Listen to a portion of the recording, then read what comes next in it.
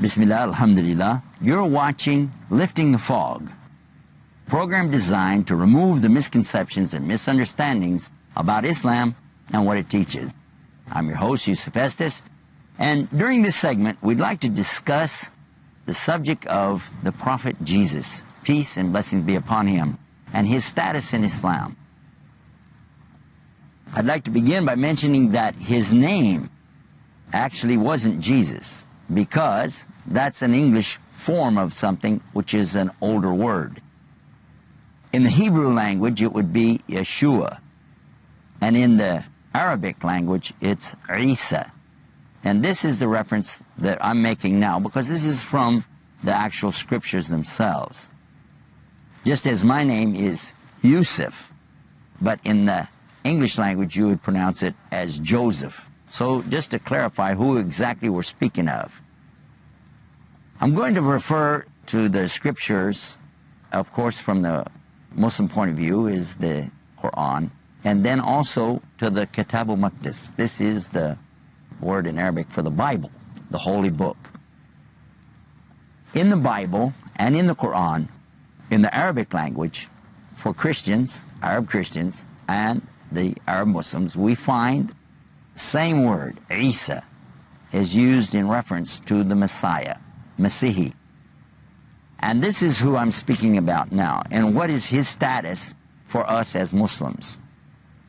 Allah tells us in the Quran about the miracle birth of Jesus.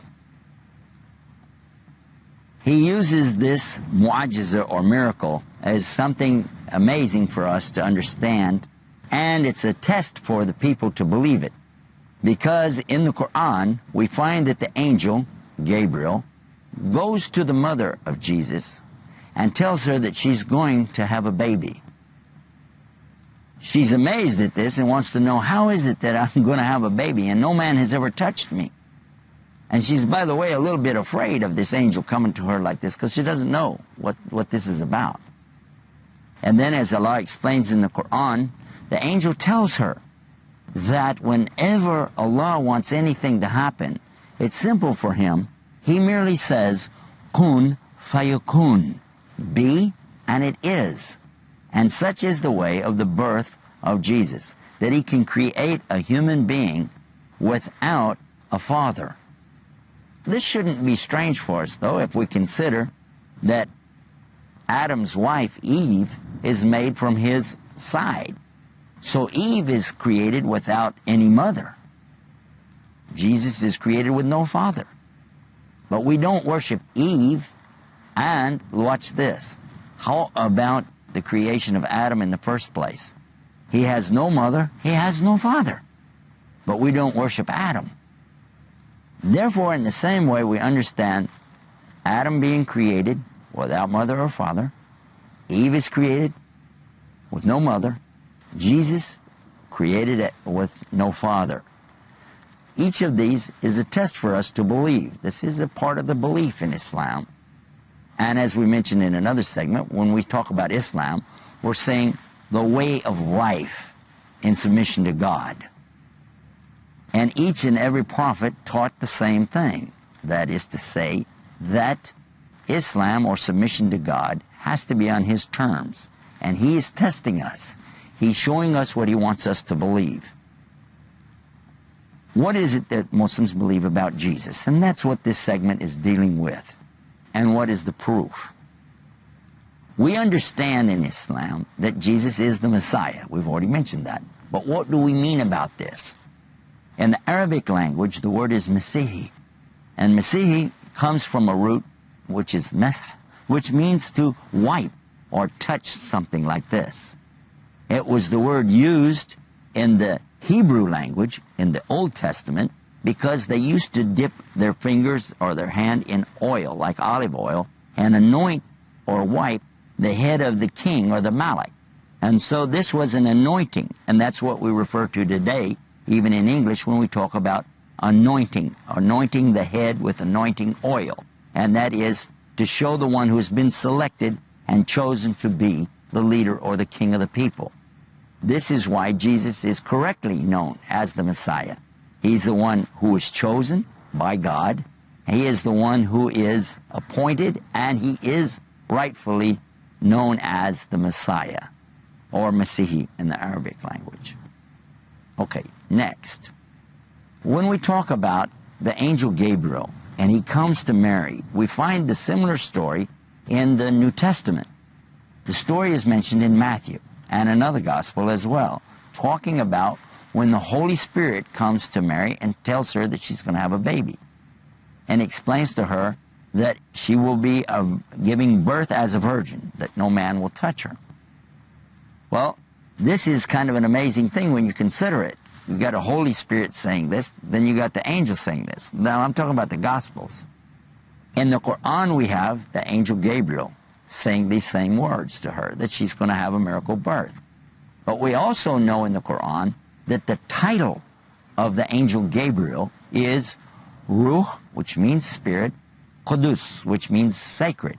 Ruh Qudus. He is the sacred spirit of Allah, meaning that God has created the angel Gabriel, or Gabriel, and has given him life, and he is carrying a sacred task, and that is to do as Allah orders him to do as the archangel.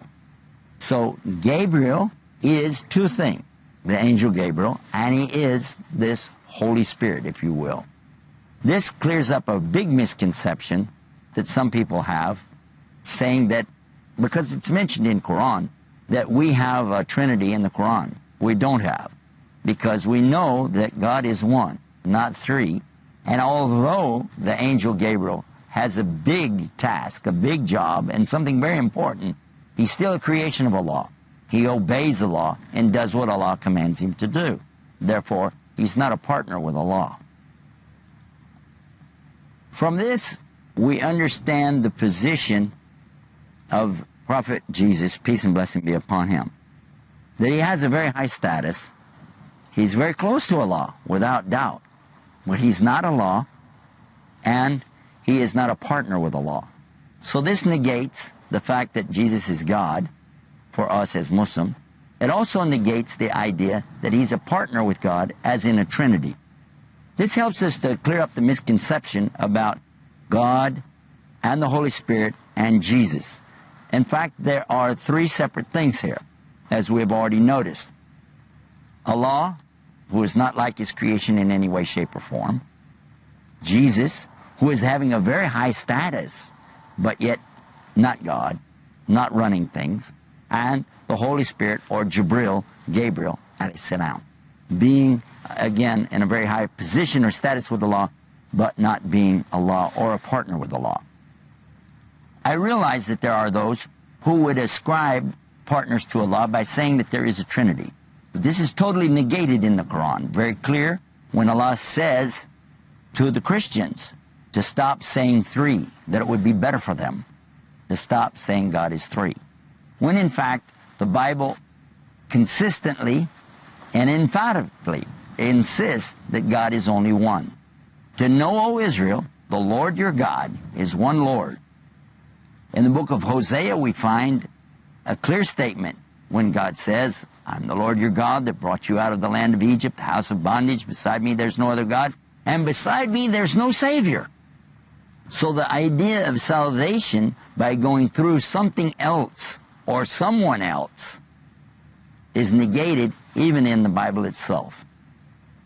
I realize that for some, this will come as a shock, or it even could be something that they would not like to agree with. However, going through the logical steps and conclusions, it makes sense, and at the same time, the Quran insists that there is only one God, and he is one. Let's look to the Quran to see what it says specifically about the nature of God, and then we'll consider what is the nature of Jesus. Inshallah, God willing. Allah says, أعوذ بالله من الشيطان الرجيم قل هو الله أحد الله الصمد لم يلد ولم يولد ولم يكن له كفوا أحد. The meaning, more or less, the English says, to say, this is telling Muhammad, sallallahu alaihi wasallam, peace be upon him, to tell the people that he, meaning Allah, he is Allah. Now this is emphatic, saying that He is Allah and He is what? Ahad. That's the word used in Arabic. Ahad, often translated to be one, is actually better understood as unique, because in Arabic when you count you say wahid, ithnin, thalatha, arba. The word wahid means one, but the word ahad, actually it means one with no two after it. It means unique, and this is exactly a description of Allah. It happens to be one of His isma, one of His names. He is Ahad, Al-Ahad. By the way, He also has the name Wahid. He is Al-Wahid. But specifically here, He is saying the word Ahad, unique. The word Samad. Samad means eternally sought after by His creation, yet He is so independent, He doesn't need the creation for anything. Then it says, Lam Yalid wa Lam Yulad. He is not the father or the progenitor of anything or anyone. And He's not the son or the result of any genealogy. Then it continues, وَلَمْ يَكُنْ لَهُ كُفُوًا أَحَدٌ. And there isn't anything like Him. He is Ahad, unique. This is called Surah Al-Ikhlas. And by the way, it's so important, this surah, this chapter in the Quran, that it is known as being worth 1/3 of the Quran itself. It's a very beautiful surah. I recommend for the Muslims to study it and learn more about it and its explanation as well. Now, on this subject, I would like to compare our understanding of Jesus to our understanding of Allah. What we just said about Allah, does this really fit the description of God? Does it fit the description of Jesus? Okay. Jesus was born. God is not born. Jesus ate food. God doesn't have any needs. Jesus had to sleep. And we find that this is not something that we should attribute to God. So with this in mind, we'll begin to think now and reevaluate our understanding of God versus our understanding of Jesus. Think about that for a few minutes, and we'll be back with the second half of this segment in just a minute.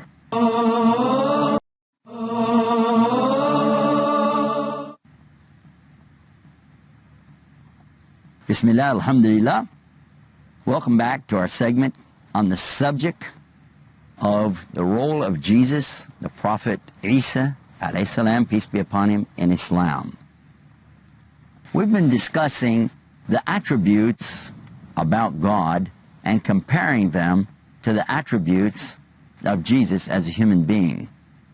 We've noticed, of course, that the things that Jesus is well known for, such as being born, we said God is not born.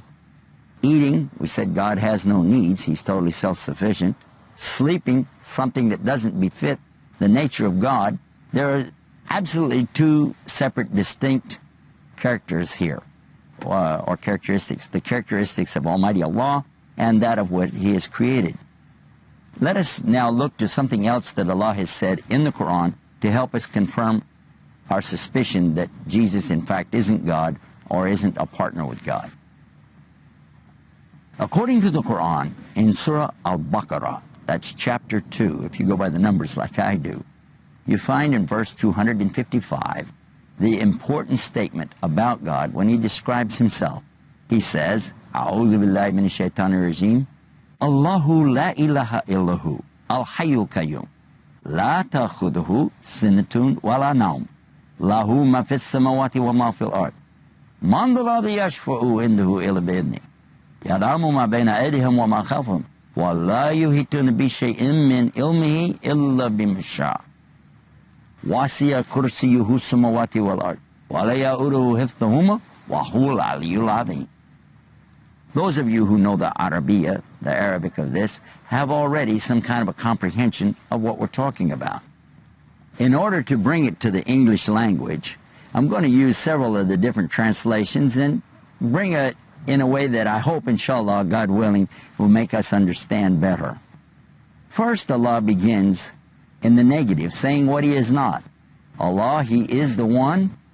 There is none other to worship except for Him. Then He says that He is alive, al-hayy. He says He is self-subsisting. In other words, He doesn't need anything to take care of Him, but He's the one who takes care of everything. He says that He doesn't need to rest, and He doesn't need any sleep. Then He continues by telling us that everything in the heavens and the earth belong to Him. The earth and all that it contains, all the universe, belongs to Him. He then asks